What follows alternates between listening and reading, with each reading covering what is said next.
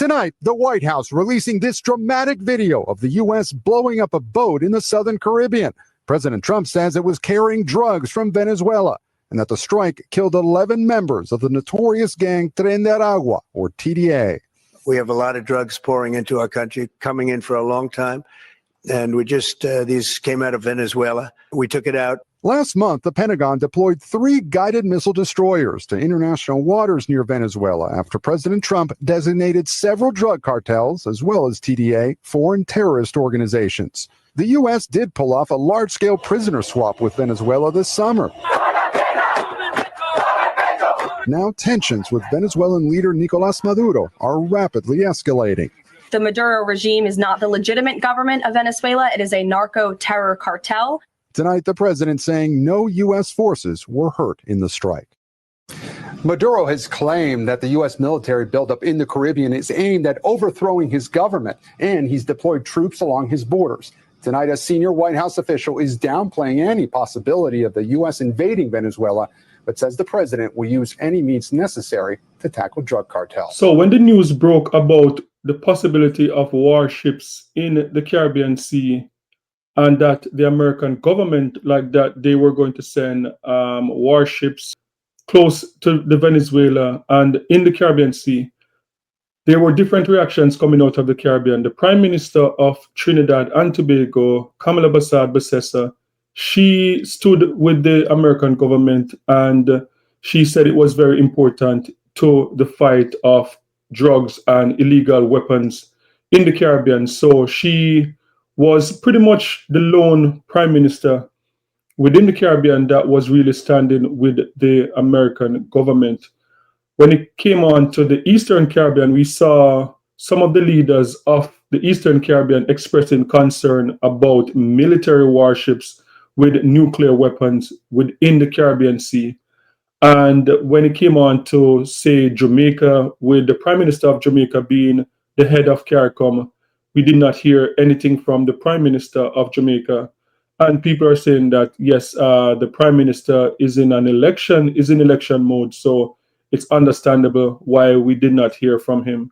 Also, Guyana, we did not hear much from President Ali. We know that President Ali stood with the U.S. because the U.S. is very involved in what is going on with the Essequibo region and Venezuela and Guyana going back and forth for that region.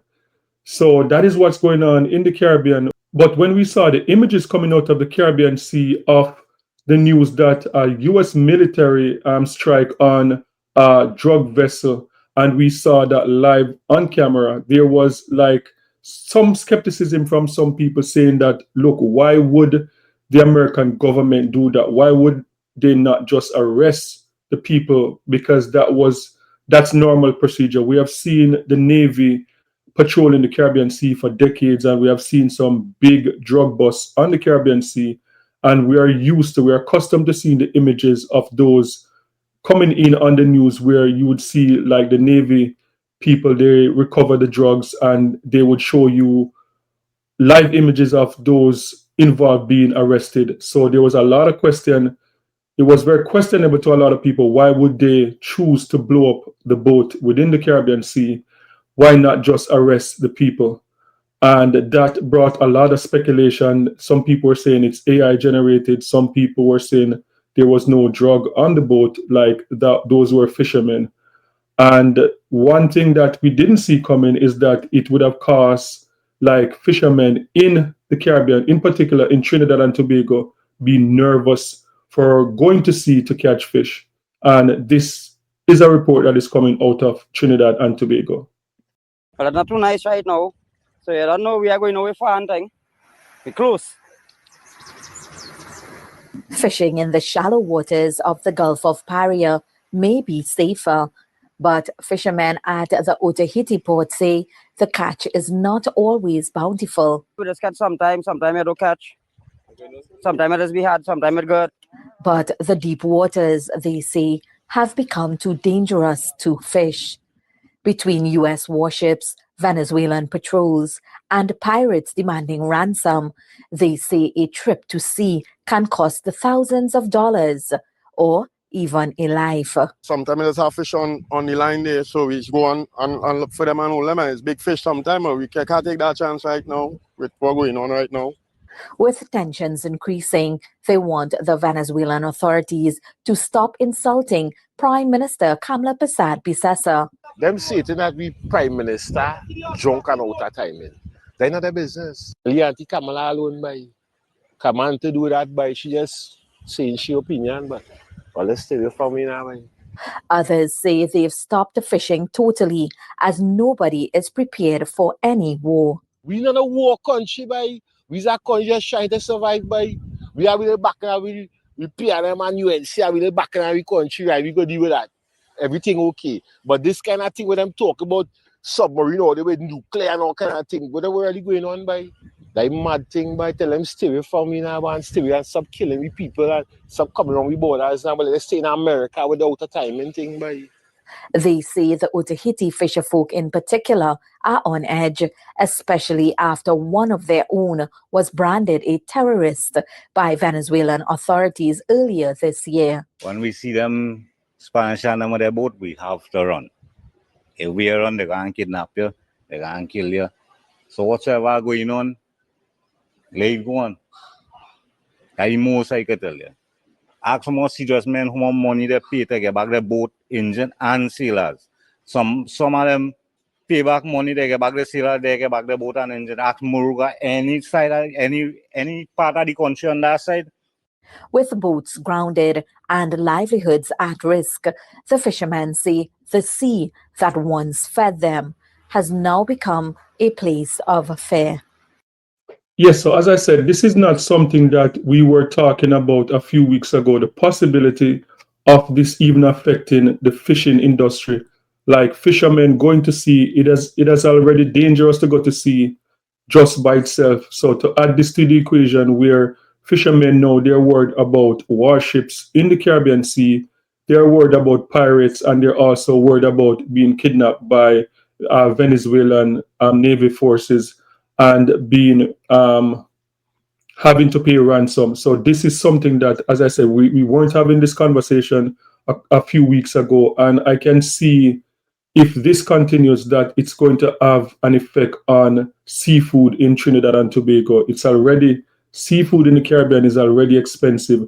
So just imagine the impact that this will have on the industry when the fishermen, they are scared of going to deep sea, because deep sea is where you get all the good stuff. And if no one is going out there, then fish, lobster, whatever, shrimp, it's going to be really expensive in Trinidad and Tobago.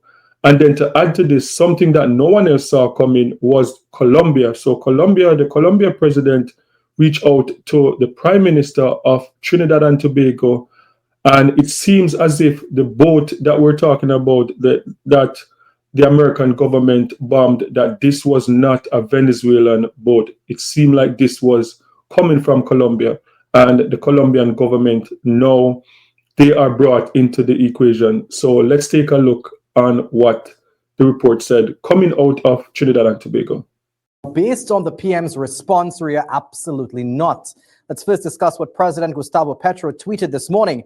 President Petro said it is extremely important for this country to search for the remains of what he's calling the civilians who died from the U.S. attack on a civilian vessel. Take note of the word civilian. The president made a bold assertion and said the bombing took place in this country's territorial waters. And he's asking if the Kamla Persad-Bissessar government gave the U.S. such permission. Now, Persad-Bissessar responded a little while ago with some very strong language. The PM said this country will not waste resources to look for those bodies. She said our Coast Guard resources will be utilized for the protection of our borders, not to look for dead drug traffickers. However, she said if any carcasses, not corpses, but carcasses, which is a word usually reserved for dead animals, wash up on our shores, we will recover them. Now, remember, President Petro called that vessel a civilian vessel. But the PM countered and said that was not a civilian vessel. She said the drugs on that boat bring death to people here, destroy families and careers, and fractures. The Prime Minister said this country is in a war against drugs and trafficking, and there will be consequences. And Persad-Bissessar said she'd much prefer seeing drug and gun traffickers blown to pieces than seeing hundreds of our citizens murdered each year because of drug-fueled gang violence. Now, Akash, we understand that Pasabi has also announced the cracking down of illegal immigrants and those who commit crimes. What else can you tell us on that? Yes, Jesse, the Prime Minister said the TTPS has increased its monitoring of illegal immigrants involved in drug and human trafficking. The Prime Minister said the government is working to upgrade the Cedros Coast Guard facility and has dispatched more vessels to the area. And most importantly, the PM said soon the state will deport about 200 Venezuelans who are in our jails. I would have asked the PM how soon, but I'm still awaiting a response. The Prime Minister added this country's migrant policy is in train, and this will help to reduce illegal immigration and trafficking. However, she said it will not be lenient to those who are here illegally and cannot provide verifiable information on how they earn a living in Trinidad and Tobago. On that note, Akash, are there any updates on the government's migrant policy? That's a good question, Ria. A migrant policy was a major campaign promise made by the UNC. Interestingly enough, last month, the PM said the policy is still in the works, but will not be one of mass deportations. However, the PM was clear that only applies to law-abiding migrants, meaning if you're here legally and can show proof of that, then you should be fine. Now, I remember her in May saying it won't be a case of the government going around and picking up every migrant and deporting them. However, she has always said criminals will be sent back. I think, Ria, this is a good place to find out the progress of that policy. We'll do that, and we would have reached out to the Venezuelan ambassador a short while ago who acknowledged our questions. Okay, so for those who were concerned about the Prime Minister of Trinidad and Tobago, Kamala Persad-Processor, and the strong words that she's been using since she's been in office, I don't think she's changing anytime soon. And as you can see, the words are even stronger. And the international community have been questioning how is this possible for the American government to use the excuse of drug trafficking to put warships within the Caribbean. And the international community is concerned that the Trump administration is using this to go after Venezuela, because what people have been saying is that, look, if they can use this to go after Venezuela, what is going to stop them from going after Colombia and Mexico and other countries that they accuse of fentanyl and other drugs coming from those countries pouring into America? So the international community have always been questioning this move from the president. And now that we saw that the president came out and reported that, look, they intercepted a boat coming from Venezuela. And now we're seeing something different, where now we're seeing the Colombian president say, no, this vessel was a Colombian boat, and saying that they're civilians and not drug traffickers. So this is getting very, very interesting. And one of the person that we have been waiting to hear from is the Prime Minister of St. Vincent and the Grenadines, because the Prime Minister of St. Vincent and the Grenadines is like a mediator between Venezuela and Guyana in terms of the Argyle Declaration. And now we're finally hearing from the Prime Minister of St. Vincent and the Grenadines, Ralph Gonsalves. CARICOM's position is long-standing. CARICOM is a zone of peace, Caribbean and Latin America. CARICOM has declared the Caribbean as a zone of peace. CELAC, Community of States of Latin America and the Caribbean, have declared the Caribbean and Latin America to be a zone of peace. So we don't like it.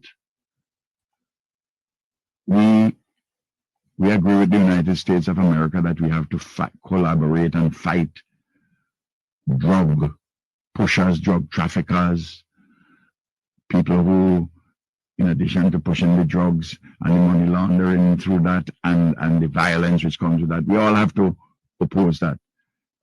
But I don't see how we're going to oppose that by parading nuclear weapons. Okay, so that was the Prime Minister of St. Vincent and the Grenadines, Ralph Gonsalves. And as you can see, Ralph is very concerned with what is going on in the Caribbean, and concerned that this could be a possible plan of invasion in Venezuela and not about the war on drugs as stated from the Trump administration. So guys, sound off in the comment section and let me know your thoughts on this. First, do you think that this conflict that is going on now, do you think that this is a war on drugs, or do you think that this is just the Trump administration trying to go in and to overthrow the Venezuelan government? And two, Do you think that the Prime Minister of Trinidad and Tobago, Kamala Persad-Processor, do you think that her words are too strong and that she should take a more diplomatic approach? That is what her detractors are saying, that look, Venezuela and America, they can deal with whatever they're dealing with, but they believe that the Prime Minister should take a more diplomatic approach. Don't burn the bridge with Venezuela, stay neutral. So if anything, and the Trump administration is not there anymore, that they can still have a good relationship with Venezuela. Sound off in the comment section and let me know your thoughts.